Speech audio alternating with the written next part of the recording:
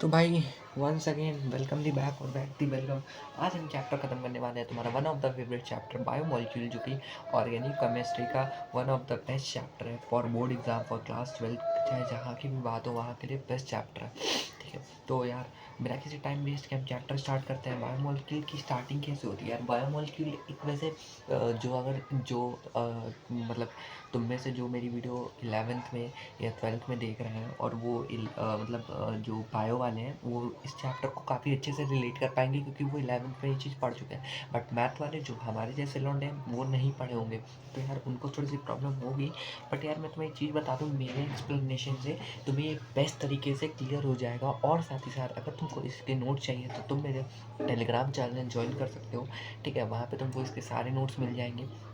साथ ही साथ कुछ पीवाईक्यू मिल जाएंगे, जो कि तुम इसको करके तुम अपने चैप्टर को बेस से मजबूत कर सकते हो। और अगर तुम जेई की तैयारी कर रहे हो तो उसमें भी तुम्हें ये चैप्टर मैं लिख के दे रहा हूँ इस वन शॉट के बाद, इस वन शॉट के नोट्स बनाने के बाद और उनको रिवाइज करने के बाद एक भी क्वेश्चन बाहर से नहीं आने वाला है।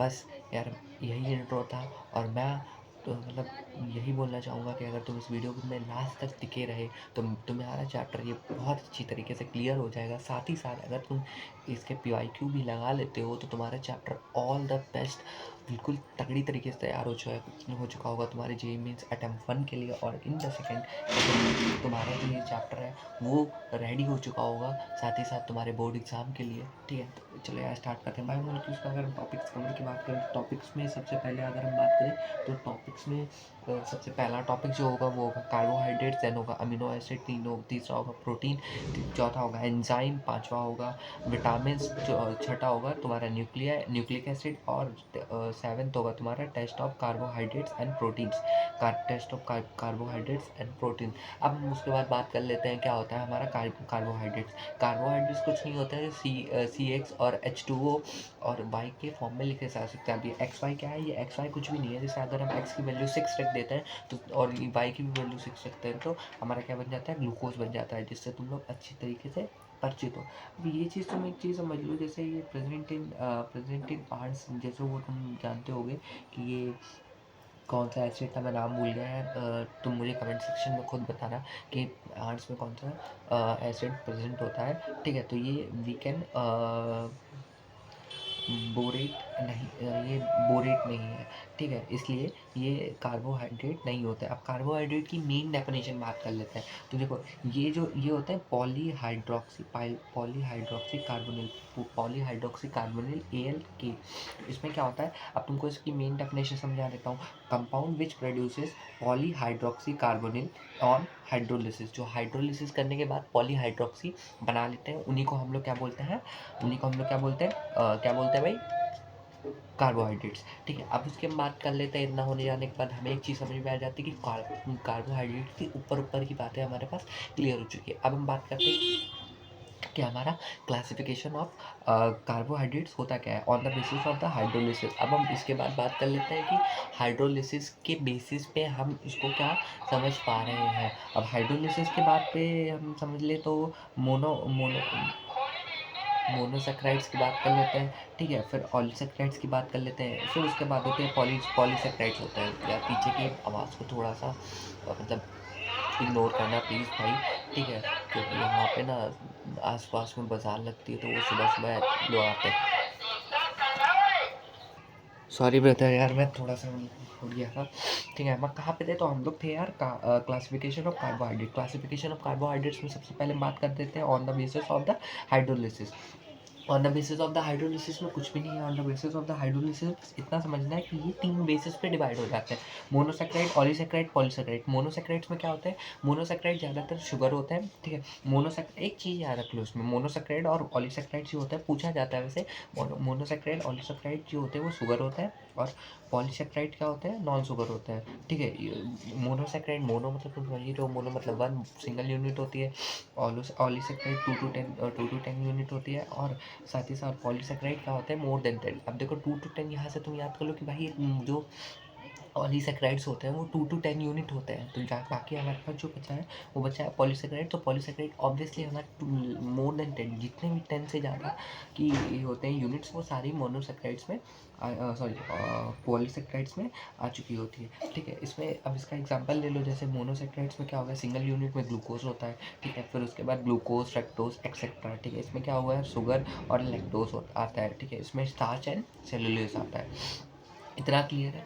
अब इसके बारे में बात करते हैं on the basis of the number of the carbon monosaccharides classification. Monosaccharide classification of monosaccharides के ऊपर आ चुके हैं हम लोग। मोनोसैकेराइड का क्लासिफिकेशन कुछ ऐसा होता है, जैसे 3C है तो ट्रिसो और एल्डोस कीटोस। अब तुमने इससे पहले अगर कीटोन वाला चैप्टर पढ़ा है तो तुम्हें ये चीज़ क्लियर होगा। अगर नहीं पढ़ा है तो कोई बात नहीं, मैं तुम्हें ये चैप्टर आज या कल या परसों, इन 7 दिनों के अंदर तुम्हें यही चैप्टर की भी लेंथ और पूरी तरीके से लेंथ के साथ वीडियो मिल चुकी होगी। Don't worry.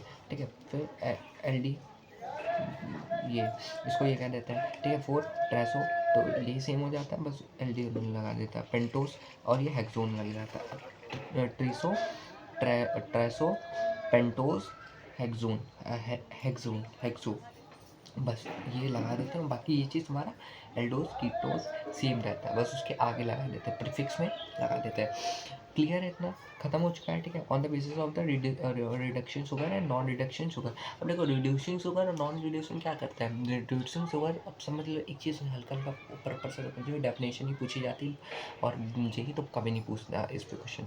ठीक है, रिड्यूसिंग शुगर वो होता है जो जो फैलेंस और टॉलेंस को रिड्यूस कर देता है। फैलेंस और टॉलेंस टेस्ट को रिड्यूस कर देते हैं। फिर से पढ़ लो, रिड्यूसिंग शुगर वो होते हैं जो फैलेंस और टॉलेंस को रिड्यूस कर देते हैं, बस वही होते हैं। और नॉन रिड्यूसिंग क्या, वो नहीं कर पाते तो वो नॉन हो गया, खत्म। ठीक है, उसके बाद जैसे इसमें तुम थोड़ा बहुत समझो, CHO फॉर्मेशन के बारे में है। अल्फा हाइड्रोजन हाइड्रोक्सी कार्बोनिल के बारे में। अब जैसे इसमें हो गया ग्लूको, अब इसमें से बन क्या सकता है, ग्लूकोज बन सकता है, माल्टोज बन सकता है, फ्रक्टोज बन सकता है, मोनो रिड्यूसिंग होते हैं।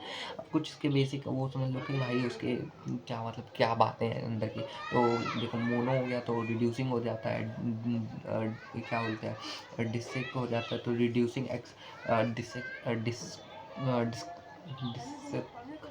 हो जाता है तो 2 हो जाता है, 2 चीज़। ठीक है, तो रिड्यूसिंग एक्सपेक्टेड सोर्स। अब उसमें आप पॉली के पास जाते हैं तो नॉन रिड्यूसिंग होता है, पॉली नॉन रिड्यूसिंग होता है। अब इतना तुम्हें समझ में आ चुका होगा मेरे हिसाब से, बहुत हद तक बेसिक मैंने बहुत ऊपर पर तुम्हें समझा दिया। अब देखो, यहाँ तक के चैप्टर में जैसे तुमने इतना पढ़ लिया है तो यहाँ तक के चैप्टर से बहुत कम आने वाला नहीं आएगा इतने से। बहुत हद से हद कोई पूछता है, बोर्ड पूछता है तो बोर्ड किस पे क्वेश्चन जरूर पूछ सकता है, क्लासिफिकेशन नहीं पूछेगा तुमसे। बहुत नीचे गिरना होगा तो उसे पूछ लेगा मोनोसैकेराइड, ऑलीसैकेराइड और पॉलीसैकेराइड, वरना नहीं पूछेगा। एक चीज़ भले ही पूछ सकता है, वो होता है तुम्हारा रिड्यूसिंग एंड नॉन रिड्यूसिंग, तो वो सिंपल है।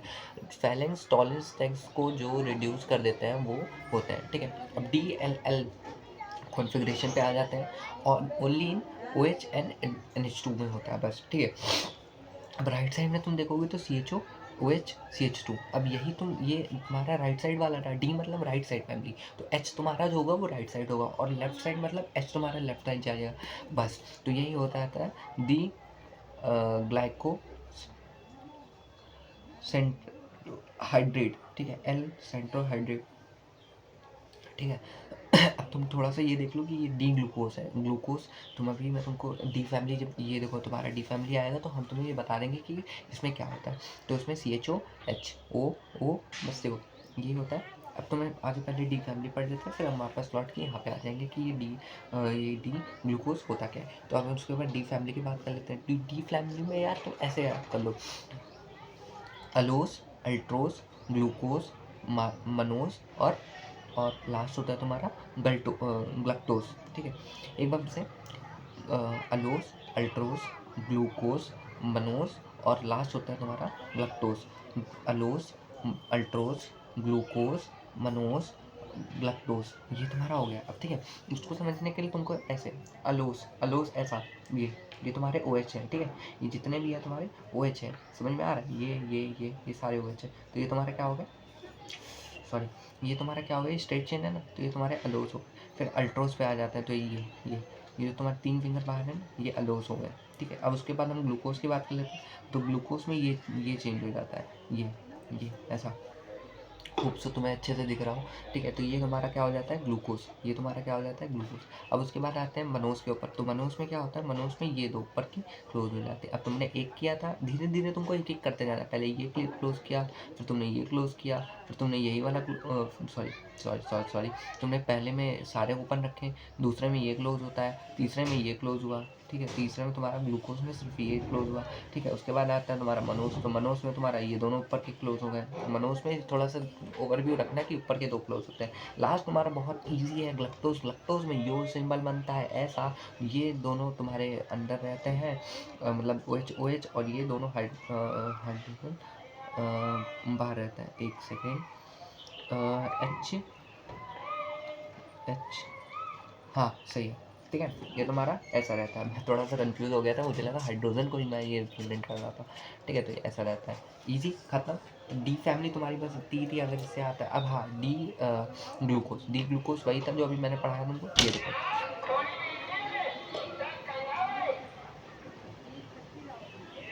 सॉरी, डी ग्लूकोज बस इतना ही था। तो इसके बाद हमने ये डी ग्लूकोज के बाद अगर हम बात करते हैं तो डी ग्लक्टोज और एल ग्लक्टोज को थोड़ा सा पढ़ लेते हैं। देखो डी ग्लक्टोज, अभी तुमको मैंने बताया ना, डी ग्लक्टोज, डी मतलब क्या था, राइट साइड, और एल मतलब लेफ्ट साइड।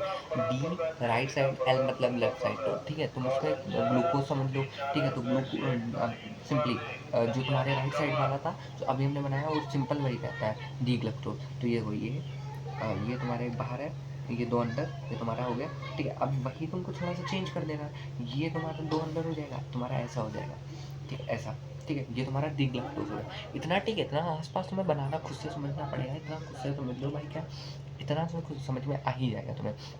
फिर एपिमर्स आ जाता है। Epimers is one of the basic ideas जो पूछा जाता है, क्योंकि जेई में पिछले साल 2013 एंड 2011, आई थिंक सो 11 में बेस्ट क्वेश्चन आया था, क्योंकि 11th में 3 क्वेश्चन इसी एपिमर्स से पूछ लिया गया था, बस सिंपल एपिमर्स ही पूछ लिया गया था। तो तुम इतना होल मतलब थोड़ा बहुत ध्यान रख लेना, क्योंकि एपिमर्स शायद बोर्ड भी पूछ ले, बहुत हद तक पूछ लेते हैं, ठीक है। तो दो die stereomers, those diastereomers which are formed by the changing of the configuration across one chain center only the are known।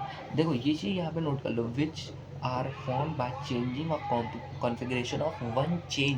one chain मतलब ये नहीं कि मैं ऐसा है तुम्हारा अलूज में ऐसा है तो तुम्हारी ये चेन ऐसी बन जाएगी, ये पूरे इधर, ये पूरे ये वाला जो पार्ट है वो उठ के इधर आ जाएगा, ऐसा नहीं होगा, ठीक है। ये इधर ही रहेगा भाई, ठीक है।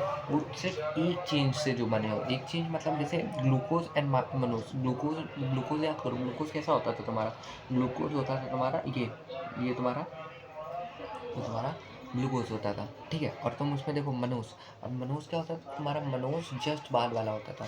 देखो जैसे ये एक बार से हम रिवाइज कर लेते हैं, अलोज, अल्ट्रोज, ठीक है, ग्लूकोज, मनोज, ठीक है। तो मनोज में क्या है, ये वाला कार्बन, तुम ये देखो ये वाला कार्बन जो है तुम्हारा, ये इसकी वजह से मनोज बन गया। अगर इसको भी हम ऐसे कर दें और ये फोल्ड रखें तो तुम्हारा क्या हो जाता है, ग्लूकोज बन जाता है, ठीक है। देखो allows and Altroz, allows and Altroz, allows ऐसा होता है, अल्ट्रोज अल्ट्रोज ऐसा होता है। तो देखो अल्ट्रोज एक ही कार्बन का चेंज आ रहा है, ठीक है। Glucose and galactose, glucose and galactose, glucose and galactose, glucose ऐसा होता है एंड ग्लक्टोज ऐसा होता है। तो ये देखो ये चेंज हुई, ये चेंज हुआ, इसकी वजह से क्या हो रहा है, ग्लक्टोज चेंज हो जा रहा है। C4 एपिमर्स, C2 एपिमर्स, चौथा कार्बन। अब कहोगे भाई चौथा कार्बन कैसे, अब तुम्हें एपिमर्स बता देता हूँ, कार्बन नंबर कौन सा यूज़ हो रहा है। देखो जैसे ग्लक्टोज बता दे रहा हूँ, बाकी ये दोनों सेम है, तुम समझ लेना, थोड़ा सा काउंट कर लेना, तो ठीक है। देखो ये तुम्हारा हो गया, ये तुम्हारे 4 कार्बन हो गए, ये 5वां कार्बन और ये 6ठा कार्बन, ये हो गया। तो तुम्हारा कौन से नंबर में चेंज आ रहा है, ग्लूकोज तुम्हारा ऐसा होता है, ग्लक्टोज ऐसा होता है, मतलब इस कार्बन पे। तो 1 2 3 4 फोर्थ कार्बन पे चेंज आ रहा है, तो ये तुम्हारा ग्लक्टोज हो गया। अब देखो थोड़ा सा हिंदी में समझ लो, अगर किन्हीं दो कंपाउंड के अराउंड केवल एक कार्बन चेंज होता है तो उन्हें एपिमर्स कहते हैं, ठीक है। इतना क्लियर है तुमको, इतना क्लियर है। फिर उसके बाद ग्लूकोज की बात कर लेते हैं। ग्लूकोज अब तुम्हारा पहला टॉपिक आ चुका है, ग्लूकोज। इसमें अब तुमको आगे रिएक्शन बताएंगे और कुछ तुमको बेसिक चीज़ें बताएंगे, जैसे मॉलिक्यूलर फॉर्मूला बता देता हूँ। मॉलिक्यूलर फॉर्मूला कुछ नहीं, C6H12O6 होता है। चेन होती है, चेन सेंटर ये होती है 4 कार्बन की होती है। टोटल आइसोमर्स कितने होते हैं? 2 इंटू 2 की पावर 4 मतलब 16 होते हैं। और इसके पास CHO H OH OH H H OH H OH H CH2। Glucose का स्ट्रक्चर तो बना लोगे ना मेरे भाई, तो वही है बस। ठीक है, अब उसके बाद इसमें ये चीज़ है, ये चीज़ तुम्हें बोर्ड नहीं पूछेगा पहली बात तो, ये बहुत हार्ड है। ठीक है, थोड़ा सा हार्ड है, माइंड को खोल लेना इस चीज़ को पढ़ते समय। लाइब्रेरी डी बोन फलाना ढिमकाना है बहुत अरेंजमेंट। ठीक है, रीअरेंजमेंट। तो इसमें आखिरी में तुमको ग्लूकोज ही बना के दिखाना है, बाकी कुछ नहीं। ठीक है, तो जैसे CHO एक, हम यहाँ पे ऑक्सीजन तोड़ के डबल बॉन्ड कर दिए। ठीक है, ये हो गया तुम्हारे यहाँ तक सेम है। फिर यहाँ पे हमने एक रिएजेंट यूज़ किया H और OH। ठीक है, तो इससे क्या होगा, एक जो ये बॉन्ड है ये इधर शिफ्ट हो जाएगी। तुम देख सकते हो ये बॉन्ड यहाँ शिफ्ट होगी, यहाँ नहीं शिफ्ट हो रही है, होप सो तुम्हें दिख रहा हो, यहाँ नहीं शिफ्ट हो रही है, यहाँ शिफ्ट हो रही है। ठीक है, तो ये बॉन्ड यहाँ शिफ्ट हो गई, यहाँ पे OH आ गया, यहाँ पे OH2 आ गया। OH2 मतलब ये OH2 यहाँ पे जाकर रुक गया और ये sp2 हो गया। ठीक है, इतना क्लियर है। अब उसके बाद यहाँ पे फिर ये रिएक्शन रुकेगी नहीं, यहाँ पे आगे बढ़ जाएगी सेम रिएजेंट को लेते हुए। CH2OH हो जाएगा, यहाँ पे एक ऑक्सीजन आके लग जाएगा और ये थोड़ा सा ये कॉम्प्लेक्स बन जाएगा। फिर उसके बाद फिर यहाँ पे ये रिएक्शन नहीं रुकेगी, फिर आगे जाएगी। तो यहाँ पे तुम्हारे पास यहाँ से 2 कंपाउंड मतलब 2 प्रोडक्ट बन चुके होंगे। देखो जैसे यहाँ पे हो गई ये डी ग्लूकोज है, ये तुम्हारा डी ग्लूकोज है। अब डी ग्लूकोज क्या, डी मतलब ये वाला। ठीक है, डी ग्लूकोज, डी मतलब राइट साइड, एल मतलब लेफ्ट साइड। ठीक है, तो ये तुम्हारा डी ग्लूकोज है। अब यहाँ पे देखो ये वाला जो है CH, यहाँ पे कुछ तुम्हारा ये हो रहा है CH3C डबल बॉन्ड O, ये जो था ये तुम्हारा टूट चुका है। ठीक है, इसको हम लोग क्या कहते हैं, इन डायोल इंटर अमाइडेट। डायोड इंटरहाइड्रेट नहीं पूछ रहा भाई, ये बहुत होप्सो मेरे हिसाब से ये भी बहुत एट दी एंड जब बहुत हार्ड क्वेश्चन बनाना होगा तभी पूछेगा। ठीक है, CH2 CHOH ये हो गया तुम्हारा। फिर उसके बाद तुम क्यों डी फ्रक्टोज की बात कर लेते हैं, ये तुम्हारा डी फ्रक्टोज बन गया और ये डी मनोज बन गया। हो गई ये कैसे, तो डी फ्रक्टोज मतलब फ्रक्टोज, तो तुम ये सिंबल ये देख लो। ठीक है, लास्ट में तुमको एक और जो फ्री का प्रोडक्ट मिलता है इस फॉर्मेशन के ड्यूरिंग, तो वो कौन होता है, ये तुम्हारा होता है डी मनोज। अब देखो डी मनोज कैसे, तो मनोज क्या था, अलोज अल्टोज मनोज, तो अलोज अल्टोज ग्लूकोज मनोज। ठीक है, चौथा तो क्या होता था, ये दोनों ऊपर के दोनों। तो देखो ये तो है, वही है ना। अब तुम्हें इसकी मैं एक हिंट दे देता हूँ, अगर कभी मतलब इसको याद कर पाओ तो याद कर लो, इतना बकवास या तुमको रटने की ज़रूरत नहीं पड़ेगी। क्या होता है, BTS का ज्ञान ले लो भाई।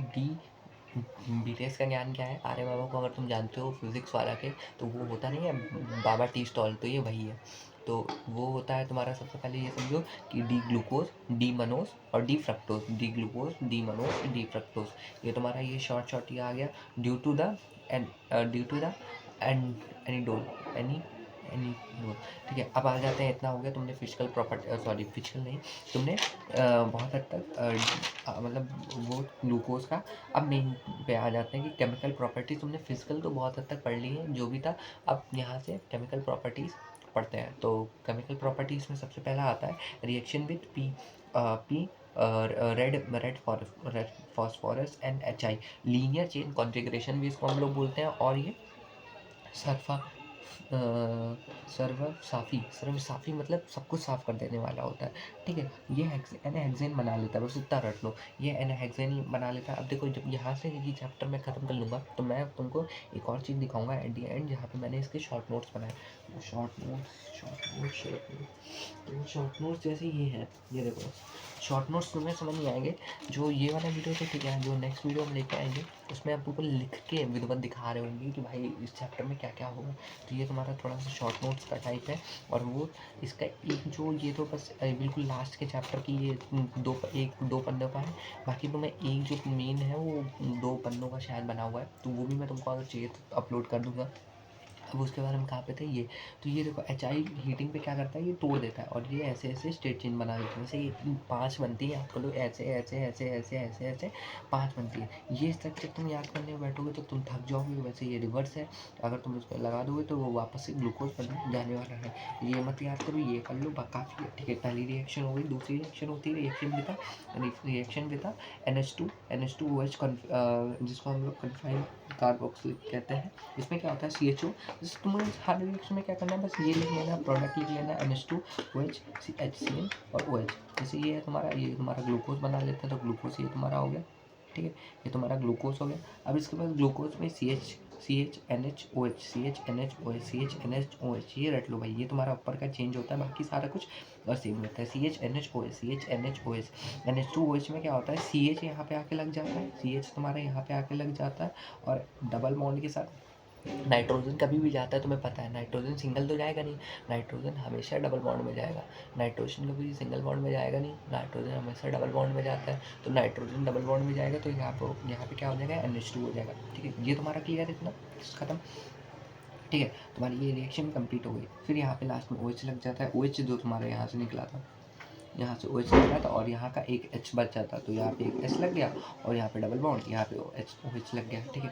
फिर यहाँ पे ये टूटा था ना तुम्हारा, ये टूट गया था, ये यहाँ पे OH और यहाँ पे एक हाइड्रोजन ये रहा तुम्हारा, ये बैलेंस ही फुलफिल हुई है। मुझे पहली बार मैंने पढ़ा है, मैंने कहा यहाँ पे तो बैलेंस ही फुलफिल नहीं हो रही है, लेकिन हुई, देखो ध्यान से देखो, ठीक है। ये आगे तुम्हारी मेन रिएक्शन जो कि ग्लूकोज की बहुत ज़्यादा पूछी जाती है, reaction with D glucose with Br2H2O। देखो CHO कॉन्फाइन भी से हम लोग बहुत पहले से जानते हैं, CHO कॉन्फाइन अगर तुम इसमें बेसिक से फिर से एक बार ध्यान से पढ़ो तो उसमें ये लिखा हुआ है कि बेसिक्स, अगर एक बार तुम फिर से पढ़ोगे कि भाई ये क्या है, तो इसमें एक चीज़ तुम समझो यहाँ पे एक बार फिर से, कि ये जो है वो CHO confine D glucose Br2H2O अगर तुम्हें आ रहा, तुम्हें आस पास भी याद हो, तो Br2H2O बहुत बेसिक सा यूज़, मतलब बहुत हमें पता है जो कि यूज़ होता था, ठीक है।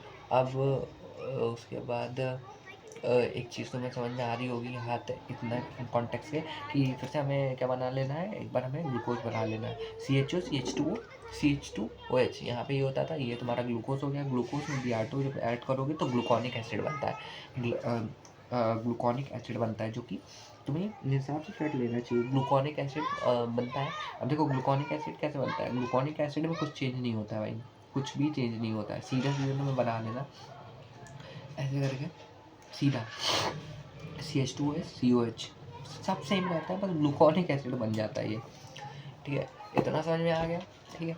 अब glucose and fructose can be dissociated by Pr2 and H2O। अब उसके बाद हम लोग बात कर लेते हैं reaction with concentrated HNO3 configuration में क्या बात करते हैं, CHOH and I first 1 degree OH, इतना ठीक है, इतना तुम्हें समझ में आ गया। 1 डिग्री OH अब reaction with concentrated HNO3 configuration ये है तुम्हारी, ठीक है। CHO NHOH OH N, ये तुम्हारा फिर से तुम्हारा ग्लूकोज बन गया, और उसके बाद कॉन्सेंट्रेटेड देखो COH लगा दिया है, यहाँ पे COH लगा दिया है, ठीक है। COH इसमें ये चीज़ याद रखना है, यहाँ पे जो रिएक्शन होती है इसमें COOH ले लेते हैं, क्योंकि कॉन्सेंट्रेशन होता है वो आगे जाके रिएक्ट होकर H2O निकाल देता है, ठीक है। ये सैकरिक एसिड बनाता है, ग्लूकोनिक एसिड, सैकरिक एसिड और ग्लूकोनिक एसिड दोनों एक होते हैं, ठीक है। COH HOH यहाँ पे OH, यहाँ पे H, यहाँ पे HOH यहाँ पे OH, यहाँ पे ये भी बिल्कुल सेम रहता है, क्योंकि ये ग्लूकोनिक एसिड की तरह होता है, जिसको हम सैकरिक एसिड भी कहते हैं, ठीक है। इतना तो मैं क्लियर है, यहाँ तक का कॉन्टेक्स्ट तो मैं ऑलमोस्ट मेरे हिसाब से जितना मुझे लग रहा है यहाँ तक का क्लियर होगा। रिएक्शन नंबर 5 पे आ जाता है। रिएक्शन नंबर 5 है reaction with glucose with acid anhydride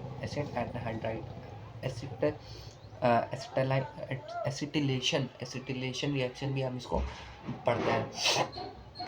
अब देखो यहाँ पे एसिटिलेशन रिएक्शन में क्या है, एसिटिलेशन रिएक्शन में तुम्हें यहाँ पे कुछ समझ में आएगा। जैसे ये तुम्हारा ग्लूकोज हो गया, यहाँ याद रखना COH लग जाता है, यहाँ याद रखना तुम्हारा COH लग जाता है बस, ठीक है। ये AC2O और यहाँ पे पिरिडीन, जिसको हम लोग पिरिडीन का यूज़ यहाँ पे हम करने लगते हैं, पिरिडीन। अब देखो यहाँ पे क्या है, जैसे तुम्हारा ये यहाँ पे CHO, यहाँ पे HO, ये तुम्हारे ये वाला जो ग्रुप है, ये वाला जो तुम यहाँ पे देख रहे हो, जैसे ये ग्रुप है, ये तुम्हारा, ये ऑक्सीजन, ये सिंगल बॉन्ड, यहाँ पे डबल बॉन्ड, यहाँ पे CH3। देखो यार, ये वन शॉट है, इतना तुम्हें समझाने के लिए मेरे पास टाइम भी नहीं है, और तुम शायद समझ भी नहीं पाओगे अगर अब तुम समझ रहे हो, क्योंकि देख तो तुम एक रात पहले ही रहोगे। यहाँ पे ये हाइड्रोजन हो गया, ये तुम्हारा CHO हो गया, और यहाँ पे एक चीज़ जो नहीं होती, यहाँ पे जो तुम्हारा ये कंपाउंड है, ये एक कार्बन हटके, क्योंकि यहाँ पे 5 वैलेंसी हो जाती है, इसलिए यहाँ पे लगा नहीं। तो ये देखो, अगर तुम इतना समझोगे तो ये तुम्हारा क्या है, OCH डबल बॉन्ड CH3, ठीक है। ये पेंटा एसीटेट बनाता है, यहाँ पे यहाँ पे हाइड्रोजन हट जाता है। ये तुम्हारी थोड़ी महंगी रिएक्शन है, महंगी रिएक्शन इन द सेंस तुम्हें रटनी थोड़ा सा ज़्यादा पड़ेगा, ठीक है। ये थोड़ा सा महंगी रिएक्शन है। OH हट जाएगा यहाँ से, सारे से AC लग जाएगा सब में, ठीक है। Reaction with glucose. अब रिएक्शन विद ग्लूकोज में जैसे CHOH, यहाँ पे CHOH आ जाता है।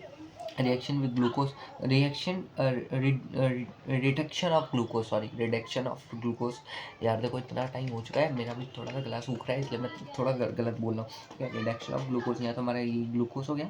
फिर H2NI रिडक्शन है ना, तो H2NI और NaBH4 NCERT देखो, थोड़ा शायद रिएक्शन ये अलग है, बट मेरे हिसाब से वो भी सेम ही है।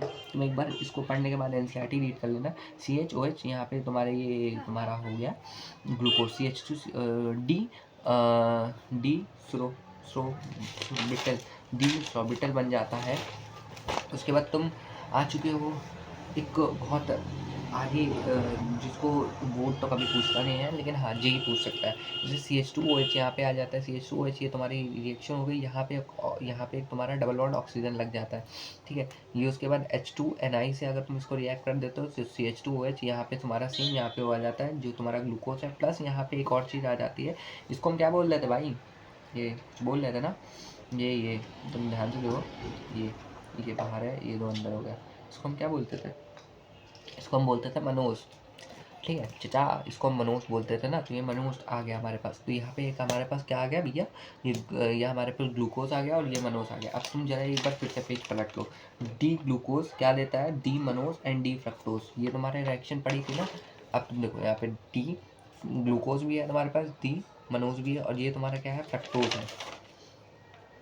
अगर तुम्हें एक चीज़ समझ में आ रही हो, ये देखो, ये तुम्हारा फ्रक्टोज है, तुम कहो ये तुम्हारा फ्रक्टोज है। रुक जाओ, पलटने दो थोड़ा सा, ये देखो डी फ्रक्टोज है, ये देखो CH2OH, ये तुम्हारा डी फ्रक्टोज। तुम कहोगे भाई ये 2 बार क्यों लिखा है, भाई ये आगे फॉर्मेशन है फ्रक्टोज से। हम अगर उसका हम रिड्यूस कर देते हैं, हाइड्रोलिसिस करा देते हैं, तो वो क्या बन जाता है, ठीक है। तो वो ये बनता है। तो उसके बाद तुमने इतना पढ़ लिया होगा, इतना समझ लिया है। अब उसके बाद हम उसके आगे बढ़ते हैं थोड़ा सा और, फिर उसके बाद CHO की बात करते हैं, डी राइबोज। डी राइबोज देखो, इसमें 3 ही होते हैं, तीनों ऐसे डी राइबोज। इसका हम HCN से और NaCN और H3 मतलब हाइड्रोलिसिस कराते हैं, ठीक है। हाइड्रोलिसिस कराते हैं तो क्या हो जाता है, CHOH ऊपर चला जाता है, NaCN ऊपर चला जाता है, और ये हमारा कुछ ये बन जाता है। ये हमारा क्या होता है, कार्बोक्सिलिक एसिड, यही हमारा कार्बोक्सिलिक एसिड है। अब ये चीज़ जो है ना, तुम इसको थोड़ा सा फिर से एक बार देख लेना, क्योंकि ये प्रिपरेशन भी काम आ जाएगा। अगर हम बोले कि डी राइबोज से हम कैसे ये बना सकते हैं, तो ये तुम्हारा क्वेश्चन पूछा जा सकता है कि प्रिपरेशन में लिख दो, ठीक है। इतना क्लियर है तुम्हें, मेरे हिसाब से इतना क्लियर है, तो हम आगे बढ़ सकते हैं। इसके बाद हमारा साइक्लिक ग्लूकोज, इसमें साइक्लिक ग्लूकोज के बाद अभी मैं तुमको बता दूं कि कितना हमें जल्दी जल्दी ख़त्म और करना है। इसके बाद साइक्लिक के बाद हमारा जो मेन आ जाएगा वो ये आ जाएगा, जहाँ के बाद हमारा ये आता है, ये पॉलीसेक्राइड, फिर उसके बाद डाइसेक्राइड। तो यहाँ पे कुछ जुगाड़ है जो मैं तुम्हें बताऊँगा, फिर होगा पॉइंट्स, फिर लास्ट में विटामिन। और विटामिन में मैं तुम्हें 2 मिनट और कहूँगा कि एक चीज़ और ख़त्म कर लो, वो है तुम्हारा, वो क्या है हमारा, ये कॉन्टेक्स्ट के हमने क्या करना है इसमें, ठीक है। तो आगे स्टार्ट करते हैं, ठीक है। हम कहाँ पे थे, ऑक्सिन फॉर्मेशन मेरे हिसाब से बोर्ड तो नहीं पूछेगा, ठीक है। ऑक्सिन फॉर्मेशन 2 मिनट वेट करना है यार। इतना क्लियर है ना भाई, तो थोड़ा सा रुक जाओ। अब तुम्हें दिख रहा होगा ये, हाँ मेरे हिसाब से अब तुम्हें दिख रहा है ना क्लियरिटी से, है ना। तो यहाँ मैंने थोड़ा वो अगर उसको थोड़ा ज़्यादा पास ला दिया था, इतना क्लियर हो गया ना भाई। तो अब हमारा ऑक्सिन फॉर्मेशन पे थे हम लोग, तो ऑक्सिन फॉर्मेशन में आगे हम पढ़ रहे हैं ऑक्सीजन फॉर्मेशन में देखो क्या है, ऑक्सीजन फॉर्मेशन में अगर हम बात करें तो ऑक्सीजन फॉर्मेशन में क्या होता है, यहाँ पे जैसे तुमने ग्लूकोज ले लिया सिंपल, इसका हम रिएक्शन कराएंगे NH2 NH से। पीएच क्या है भाई, पीएच तुम्हारा क्या है, बेंजीन। पीएच तुम्हारा क्या है, बेंजीन।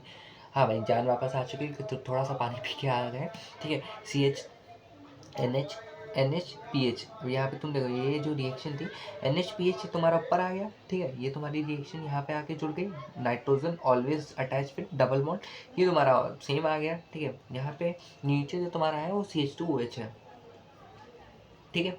अब तुम्हारा ये जो ये डबल बॉन्ड है ना तुम्हारी, ये वाली डबल बॉन्ड ये यहाँ पे आगे आ जाएगी और ये उसके बाद ये ऊपर चली जाएगी, तो ये वाली डबल बॉन्ड जो थी ये जो रहेगी, ये डबल बॉन्ड टूटेगी और ये आगे निकल जाएगा। यहाँ पे जो ये OH है, ये वो जो OH था, ये OH है वो नीचे नीचे आ जाएगा, ठीक है। तो तुम्हारा ये कुछ बन जाएगा NH डबल बॉन्ड O, यहाँ पे सेम स्ट्रक्चर, लेकिन यहाँ पे रिएक्शन रुकी नहीं है, रिएक्शन आगे आई है, फिर उसके बाद रिएक्शन फिर नहीं रुकी, रिएक्शन और आगे गई, PH NH2 बना दी, ठीक है। ये तुम्हारा कुछ रिएक्शन हो गया, ठीक है, इतना हो गया। फिर उसके बाद अगर हम बात करें तो अभी भी रिएक्शन नहीं रुकेगी, क्योंकि हमारे पास अभी भी ओजोन ओजोन बोल रहा हूँ, ओसाजोन नहीं बनाई है, ओसाजोन अभी भी बनना बाकी है, ठीक है।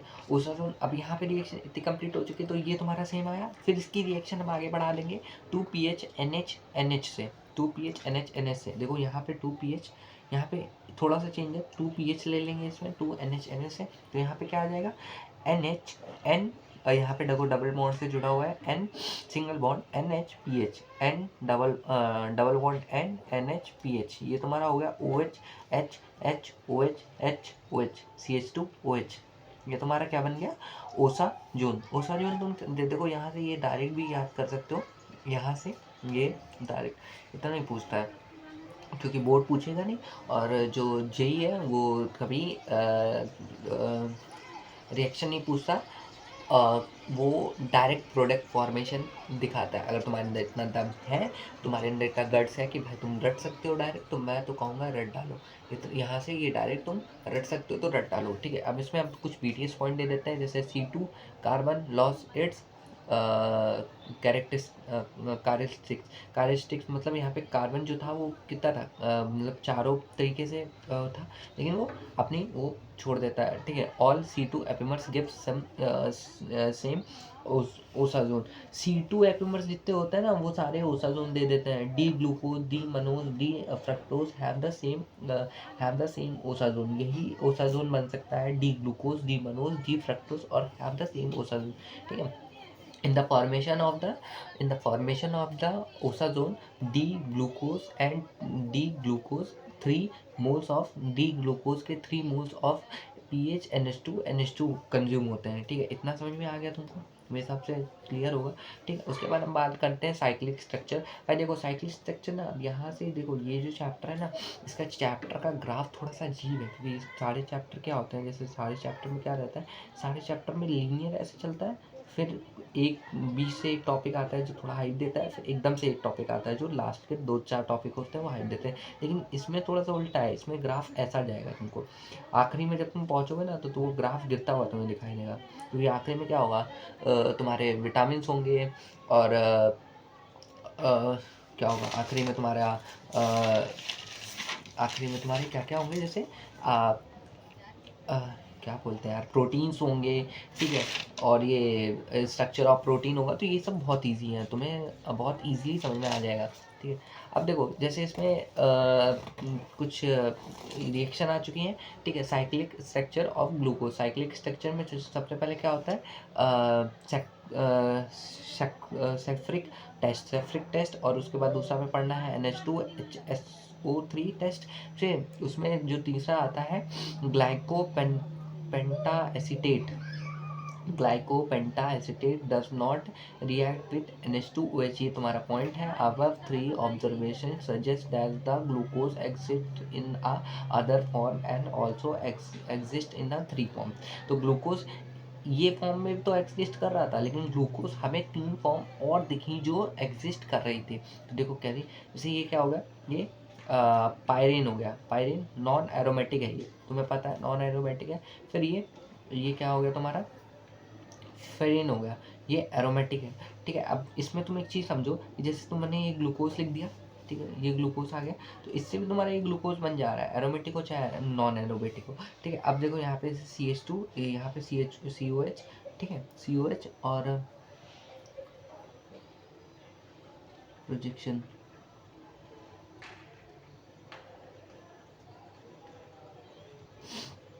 COH हो गया, ठीक है, HOH हो गया, OH हो गया, ये H हो गया, H हो गया, ये OH हो गया, ये H हो गया।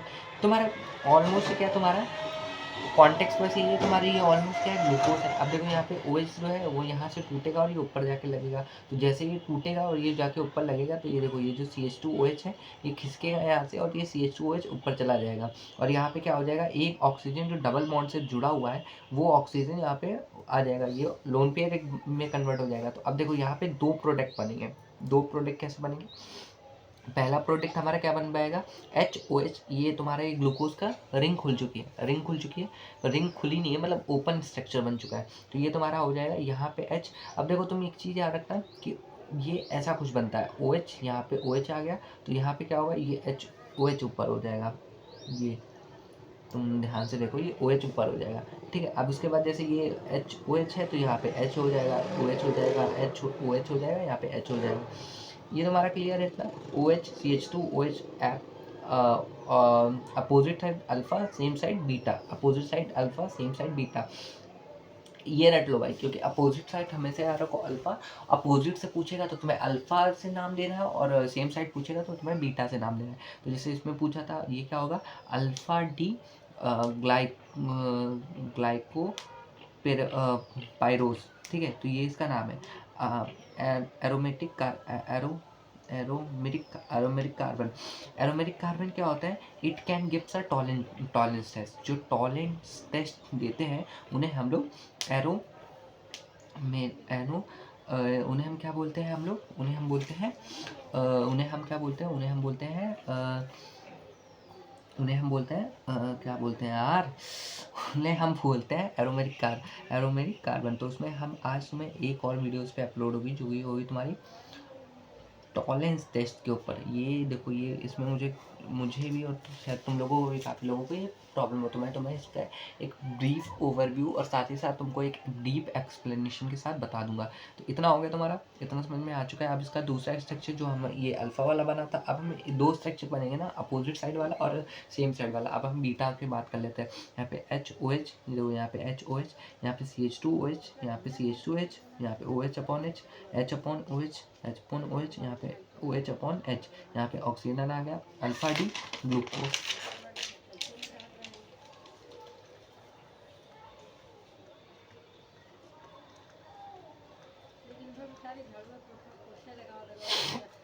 इतना क्लियर है भाई, ठीक है।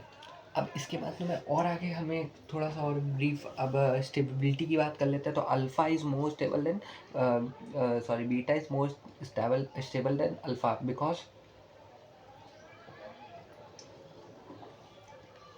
बिकॉज भाई अपोजिट चेन, बिकॉज भाई बीटा क्या होता है वो 63% होता है और अल्फ़ा क्या होता है वो 36% होता है। ये ओपन चेन होती है, ओपन चेन मतलब 0.2%। अब तुम यहाँ पे देखो, ये तुम्हारा स्ट्रक्चर है, ये तुम्हारा ग्लूकोज का स्ट्रक्चर है ओपन चेन का, CH2OH, यहाँ पे H आ गया, यहाँ पे OH आ गया, यहाँ पे OH अपॉन H आ गया, यहाँ पे H आ गया, यहाँ पे OH आ गया, यहाँ पे OH आ गया, यहाँ पे H आ गया, यहाँ पे H आ गया, यहाँ पे OH आ गया। अगर तुम इस रिएक्शन को खोल के देखोगे, मतलब यहाँ पे इसका ओपन चेन बनाओगे, देखो यहाँ पे ये कुछ ऐसा बनेगा, ये यहाँ पे OH, यहाँ पे ऑक्सीजन आ गया, यहाँ पे OH आ गया, यहाँ पे OH आ गया, यहाँ पे CH2OH आ गया, यहाँ पे OH आ गया, यहाँ पे OH आ गया। अब देखो यहाँ पे तुम पांच बॉन्ड है वो इक्विटोरियल पे देख रहे हो, पांच बॉन्ड इक्विटोरियल पे देख रहे हो तुम भाई, समझ रहे हो, पांच बॉन्ड इक्विटोरियल पे। फिर हाइड्रोजन बॉन्डिंग देख रहे हो, हाइड्रोजन बॉन्डिंग भी तो होती है। फिर मोस्ट स्टेबल, यार ये मोस्ट स्टेबल यहीं से हो गया, ठीक है। अब उसके बाद तुम्हारा आगे बढ़ते हैं, तो यहाँ पे एक और आता है कि भाई ये देखो open chain alpha D glucose ये ओपन चेन बनाता है, तो 30% अल्फा, ओपन चेन 0.2%, 63.8% तुम्हारा ये होता है, तो 52 डिग्री ये बनाता है। यहाँ पे ये कुछ तुम्हारा ओपन चेन हो गया, ठीक है। अब इसमें अब ग्लाइकोडिस ग्लाइकोडिस ग्लाइकोडिस ग्लाइकोडिस तो यहाँ पे अब ये बात करते हैं, तो यहाँ पे तुम सिंपल समझो कि ये देखो यहाँ पे OH2 आ गया, यहाँ पे CH2OH आ गया, यहाँ पे OH आ गया, यहाँ पे H आ गया, यहाँ पे H आ गया, यहाँ पे OH आ गया, यहाँ पे H आ गया, ये ऑक्सीजन हो गया, यहाँ पे OH आ गया, यहाँ पे H आ गया, यहाँ पे OH आ गया, यहाँ पे H आ गया। ये तुम्हारा ग्लूकोज का स्ट्रक्चर हो गया, ठीक है। अब इसको जब हम रिएक्ट कराते हैं HCl से ROH की प्रेजेंट में, तो यहाँ पे क्या, यहाँ पे बस एक चेंज होता है, जो तुम्हारा CH2OH था ना, वहाँ पे H जो यहाँ पे तुम्हारा हाइड्रोजन और यहाँ पे OH से था, वो अल्फा अल्फा जो तुम्हारे थे ना, ये वाले पोजीशन, ये वाले तुम समझ लो ना, ये तुम्हारे चेंज हो जाते हैं किससे, OR से। और यहाँ पे OR जो है वो, और जो तुम्हारा CH2OH है और यहाँ पे H है, वो बीटा वाला जो तुम्हारा है वो तुम्हारा चेंज हो जाता है किससे, OR से। तो तुमको बस यहाँ पे OH जो था उसको चेंज करना है OR से, बस ये करना है, ठीक है। इतना हो गया, इतना समझ में आ गया। अब उसके बाद तुमको आगे पढ़ना है, वो बताना है तुम्हें म्यूटराइजेशन, ठीक है। इसकी डेफिनेशन चेंज, इसकी हम डेफिनेशन बता देते हैं तुमको। वो ये होती है, change in a specific ratio, change in a specific ratio with respect to the time, with respect to time, देखो ये बोर्ड में नहीं है, ठीक है। With respect to time acquiring an equilibrium value of the ratio in a middle basic solution is known as mutarization। अब देखो alpha D ग्लूकोरो एक्सोस, ठीक है, ये बीटा डी ग्लूको पायरोनोस बनाता है, ठीक है। ये तुम्हारा हो गया, ये कुछ स्ट्रक्चर है, ये देखो यहाँ पे OH खुल जाता है, यहाँ पे OH खुल जाता है, और ये तुम्हारा स्ट्रक्चर कुछ बन जाता है, ठीक है। इतना हो गया।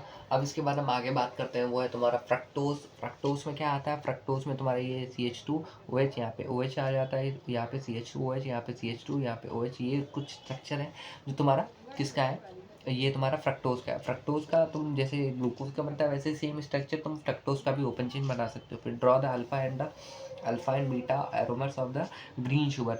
ग्रीन शुगर जानते हो ना भाई, ग्रीन शुगर का अल्फा और बीटा और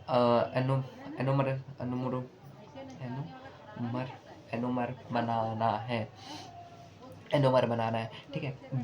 डी ग्लक्टोज क्या होता है, पैरानोस, डी ग्लक्टोज को ही पैरानोस बोलते हैं, ठीक है। तुम्हारा इतना हो गया। अब देखो यहाँ पे तुम्हारा ग्लूकोज ले लिया तुमने, यहाँ पे ग्लूकोज ले लिया, ग्लूकोज ले लिया, ठीक है। डी ग्लूकोज को जब तुम अल्फा और बीटा में तुम तोड़ोगे तो तुम्हारा ये कुछ ऐसा बन जाता है। यहाँ पे अल्फा बीटा तुम क्या समझ रहे हो, CH2OH, यहाँ पे ये देखो ये सेम पोजीशन है, बस पोजीशन कहाँ की चेंज होती है तुम्हें पता है, तुम्हें पोजीशन बस ये अल्फा यहाँ की चेंज होती है। देखो यहाँ पे OH, यहाँ पे H आ जाता है, तो यहाँ पे H, यहाँ पे OH, यहाँ पे OH, यहाँ पे H, यहाँ पे H, OH, यहाँ पे H, तो पूरा सेम है, बस यहाँ चेंज होता है, अल्फा यहीं पे चेंज होता है, ठीक है। डी राइबोज फिर से ग्लूकोज, इसको हम फर1 बोलते हैं। तो ये तुम्हारे यहाँ पे फिर वहाँ पे चेंज होगा अल्फा बीटा में, ये चेंज होता है तुम्हारा, ये तुम्हारा चेंज होता है, ये तुम ध्यान से देखोगे तो यहाँ पे OH H2C, यहाँ पे भी देखो तुम्हारे यहाँ पे अल्फा में चेंज हो रहा है। अब तुम्हारे मोस्ट इंपॉर्टेंट क्वेश्चन है, ये 3 क्वेश्चन अगर तुम ध्यान से समझ लिए ना भाई, तो तुम्हारा आने वाला चैप्टर बिल्कुल तगड़ी तरीके से तैयार हो जाएगा, क्योंकि वहाँ से और कोई पूछे या ना पूछे, जेई पूछ रहा है, बोर्ड पूछेगा, एडवांस पूछेगा, एडवांस का एक क्वेश्चन पक्का है यहाँ से आना, ठीक है। बोर्ड में एक क्वेश्चन पक्का है यहाँ से पूछना, और सब जगह तो यार मेंस की तो बात ही मत करो, मेंस का फेवरेट है। तो देखो क्या होता है यहाँ पे, जैसे अल्फा डी ग्लूकोज कार्बन 1 और alpha and beta D fructose को हम ऐड कर देते हैं। बीटा डी फ्रक्टोज, ध्यान से समझना, फ्रक्टोज है, फ्रक्टोज, अल्फा डी ग्लूकोज और अल्फा डी फ्रक्टोज को हम ऐड करते हैं, तो क्या बनेगा, अल्फा डी ग्लूकोज को ऐड, अल्फा डी और बीटा अल्फा डी ग्लूकोज को साथ में रखेंगे तो हम क्या बनेगा, और बीटा डी ग्लूकोज और बीटा डी ग्लक्टोज, ये ध्यान से देख लेना, यहाँ पे बीटा डी ग्लक्टोज है, beta D galactose and beta D glucose को करेंगे तो हमें क्या मिलने वाला है। तो अब यहाँ पे तुम देखोगे तो सबसे पहले जो हमारा पहला था, तुम्हारा सुक्रोज का नाम सुना है, सुक्रोज, हाँ, तो भाई बस ये वही बन गया। अब सुक्रोज़ में क्या बनेगा देखो, CH2OH यहाँ पे H आ गया, यहाँ पे OH आ गया, यहाँ पे देखो क्या चेंज आएगा, यहाँ पे HOH आ जाएगा, ये तुम्हारा सेम स्ट्रक्चर, यहाँ पे HOH, यहाँ पे H2O। फ्रक्टोज़ का स्ट्रक्चर तो तुम जानते हो बहुत हद तक, वो ऑक्सीजन से उसे ग्लूकोज से सेम रहता है, तो बस यहाँ पे आ जाएगा, यहाँ पे ऑक्सीजन सेंटर पे आ चुका होगा, और यहाँ पे एक जो ये जो कितने ऑर्डर की बन जाएगी, 6 ऑर्डर की रिंग थी, 1 2 3 4 5 6 ऑर्डर की रिंग थी, वो कितने 5 ऑर्डर की बन जाएगी। ठीक है, इतना समझ में आ गया। अब इसकी प्रॉपर्टीज पढ़ लो। C1 and C2 are glycosidic, मतलब अल्फा ये बीटा, ये C1 एंड C1 कार्बन क्या होता है, ग्लाइकोसिडिक लिंकेज हो जाता है। ग्लाइकोसिडिक लिंकेज तो तुम जानते ही होगे, नॉन रिड्यूसिंग होते हैं because they are anomeric. Carbon anomeric है तो नॉन रिड्यूसिंग हो गए। ठीक है, सुक्रोज होता है, सुक्रोज इनका बेसिक नाम है, इनको कॉर्न शुगर भी बोलते हैं। और डेक्स्ट्रो होते हैं। अब तुम ये तो जानते हो ना, डेक्स्ट्रो रोटेटरी और लियो रोटेटरी, तो ये चीज़ तुम्हें क्लियर हो गई होगी मेरे हिसाब से। अब जैसे सुक्रोज, जैसे हम बात करते हैं सुक्रोज H2O की प्रेजेंस में करते हैं तो बीटा डी ग्लूकोज और डी फ्रक्टोज में टूट जाता है। सुक्रोज को अगर हम वापस से हमें चाहिए ना कि हम वो कर लें, तो भाई वो उसका हम लोग क्या करेंगे, वाटर में डाल देंगे, वो टूट जाएगा। ये 50% ये मिल जाता है, 50% ये मिल जाता है। ठीक है, अब ये तुम देखोगे alpha D glucose plus alpha D galactose, it is a laevorotatory. यहाँ पे देखो डेक्स्ट्रो था, यहाँ पे डेक्स्ट्रो था, बट जैसे ही ये जो आएगा ना, ये जो होगा ना, ये दोनों ये लियो रोटेटरी है, बट जो इनका प्रोडक्ट बनता है वो डेक्स्ट्रो हो जाता है। ठीक है, ये 52% होता है, ये 92% होता था। ठीक है, ये नेट रोटेशन का क्या आता है, अगर तुमसे नेट रोटेशन पूछे तो कितना आएगा नेट रोटेशन, तुम क्या बोलोगे भाई, 50 50 100 डिवाइडेड बाय, रुको, जैसे तुमसे हम पूछें कि भाई इसका नेट रोटेशन कितना आएगा, तो 92 डिग्री इस पे हम, ये 92 माइनस 92 होता है, ये प्लस 92 होता है, तो -92 प्लस 92 तुम 40 आ जाएगा, 40/2, 40/2 20 हो जाता है, जो कि तुम्हारा रॉन्ग आंसर है। इसका इन्वर्टेड शुगर होता है। ये इन्वर्टेड शुगर क्या होता है, which are it is equimolar mixture of the D glucose and fructose, ये तुम्हारे ये होते हैं तुम्हारे इन्वर्टेड शुगर। इतना तुम्हें क्लियर है।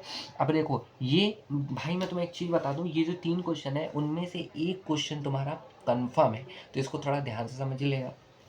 ठीक है, अब तुम्हें एक नोट पॉइंट बता दूं, sucrose is not inverted sugar. इसका प्रोडक्ट जो बनेगा, देखो थोड़ा सा कंफ्यूजिंग है, एक बार फिर से मैं तुम्हें समझा देता हूँ। जो तुम्हारा सुक्रोज है वो तुम्हारा डेक्स्ट्रो रोटेटरी है, बट इसका जो प्रोडक्ट है वो लियो रोटेटरी, मतलब जो दो कंपाउंड से मिलके बन रहा है वो लियो रोटेटरी है। इसका जो एंगल, जो अगर हम उन दो प्रोडक्ट की बात करें कि उनका क्या, वो दो प्रोडक्ट क्या है, तो वो है इन्वर्ट शुगर है वो, लेकिन जो ये प्रोडक्ट बनता है वो इन्वर्ट शुगर नहीं होता है। समझ में आ रहा है, थोड़ा सा कंफ्यूजिंग है मुझे पता है, बट आ जाएगा। ठीक है, एक बार फिर से बता देता हूँ। सुक्रोज जो होता है वो डेक्स्ट्रो रोटेटरी होता है। C1 एंड C2 यहाँ पे ग्लाइकोसिडिक होता है। C1 पे क्या होता है, यहाँ पे ग्लाइकोसिडिक लिंकेज होता है, ये नॉन रिड्यूसिंग होता है, इसको कॉर्न शुगर बोलते हैं। और साथ ही साथ इसमें 50-50% अगर हम इसको वापस चाहते हैं तो यहाँ पे डाल दें तो ये मिल जाता है D glucose and D fructose. ठीक है, इतना ठीक है। अब यहाँ पे अगर हम चलो ठीक है, इतना ठीक है। ये इन्वर्टेड, इनका जो प्रोडक्ट जिससे दो रिएक्टेंट से बन के मिल के बने होते हैं, वो दोनों ही क्या होते हैं, वो क्या होते हैं, वो इन्वर्टेड नहीं होते हैं, लेकिन इन्वर्टेड शुगर होते हैं, लेकिन ये इन्वर्टेड शुगर नहीं होता है, और वो लियो रोटेटरी होता है, ये डेक्स्ट्रो रोटेटरी होता है। ठीक है, इतना समझ में आ गया। अब उसके बाद बात कर लेते हैं कि अगर हम अल्फा डी ग्लूकोज के साथ रिएक्ट करा दें, अल्फा डी ग्लूकोज के साथ रिएक्ट करा दे तो क्या होगा, अल्फा डी ग्लूकोज देखो यहाँ पे OH है, यहाँ पे ये बन जाएगा, तो ये माल्टोज बना लेता है। माल्टोज रिड्यूसिंग शुगर होता है, ये C1 जो होता है वो ग्लाइकोसिडिक लिंकेज फॉर्म कर देता है, ग्लाइकोसिडिक लिंकेज को बना देता है। इतना हो गया, समझ में आ गया भाई। इसमें ज़्यादा कुछ पूछता नहीं है, इतना इम्पोर्टेंट है भी नहीं है। ठीक है, इतना हो गया।